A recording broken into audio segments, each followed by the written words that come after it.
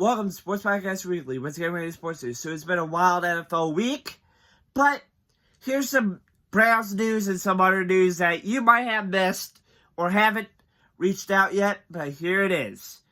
So I'm going to start with Shedeur Sanders. He did really well.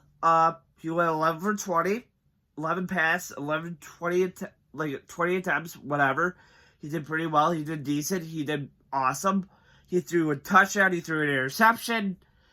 10.7 yards per game, which was his passing, but he had 87.3% of his passer rating, which is actually not that bad. So, he did actually pretty good against the Raiders defense, but I believe his true number one test, will be the San Francisco 49ers at Huntington Bank Field. This is a true test for Shedeur Sanders, his second start and his first home game as a Cleveland Browns starter. So, this is a great opportunity for Shedeur to play against a better defense and show how he will do better than Dillon Gabriel. So, the Niners defense is better than the Raiders defense. There's no obvious reason than that. They have more manpower. So, here's the thing. If Shedeur does really well against the 49ers defense, that will give him more props. And that might give Stefanski's chance to start him more. Because I believe Shedeur is going to be a great quarterback. But we don't know if Dillon Gabriel, after his concussion protocol clears up, he's going to probably start again. But I believe that Shedeur will be the starter for the rest of the season, probably. It's a possibility that he might start for the rest of the season. And I don't want people coming in the comments saying, oh, he's going to start for the rest of the season. Shedeur's a better quarterback.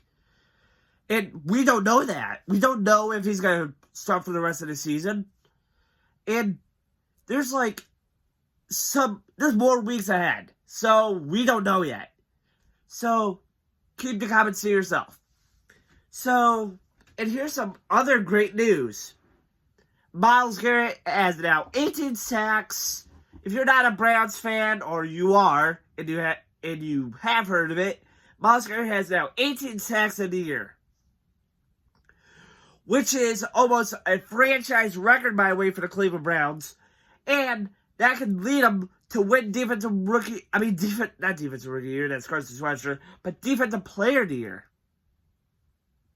Which is actually going to be pretty good. Because that will be his second defensive player of the year award.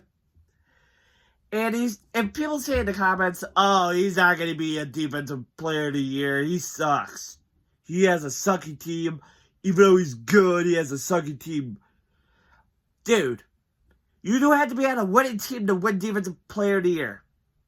That's all I have to say. You don't have to be a winning team, a winning defense, a winning offense, and you have to be a winning player to win defensive player of the year.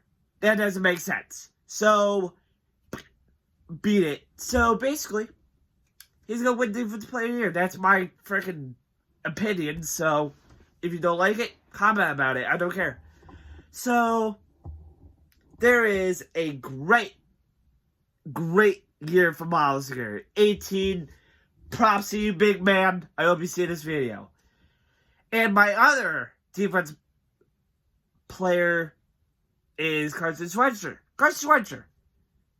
Great player. And he's the greatest rookie defensive player with Myles Garrett.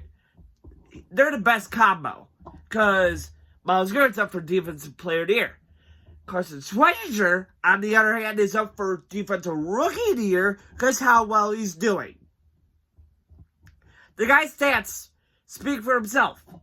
The guy was a walk-on at UCLA, dominated college, became a second-round pick in the NFL by the Browns. And he is an electric superstar for this Browns defense. He's a better defensive player, except for Myles Garrett. I believe him and Myles Garrett are going to be a threat in the defensive side of the ball for the rest of the season. So, you can stick your comments right in the comment section right there. And here is a great or bad news if you're a Raiders fan.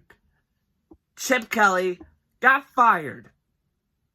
Chip Kelly got fired by the Raiders, which was actually a good choice by the Raiders. He wasn't that good as an offensive coordinator, but he was a good offensive coordinator for Ohio State. Stick to college, man. Stick to college football. Because I believe he's a better college offensive play caller than NFL play caller. Because he said, oh, I won a national championship. I wonder if NFL teams will recognize me and I can return to an NFL offense. Which he did. And, fun fact, he was the highest paid offensive coordinator out of all the other offensive coordinators in the NFL. Which is actually pretty insane. Even though the guy won a national championship, you don't have to overpay the guy. So, the Raiders threw out a lot of money hiring the guy. Which is hilarious. Because that's how the Browns do it. So, that's a little jab at them. A little jab at the Browns. But, who cares? So, that's all for today. And please like, subscribe for more videos. Hit that like button, hit that subscribe button, hit that notification bell. And we're almost to 200 subscribers, which is going to be good because my next goal is the 250 until December of this year. So if we reach 250 of this year, I will take a video of myself. If it's snowing, I'm going to jump into a ice cold water puddle, which I'm going to make, by the way. So if we reach 250 subscribers at the end of December, I will jump in a icy cold puddle of water in my yard. So, let's say, out.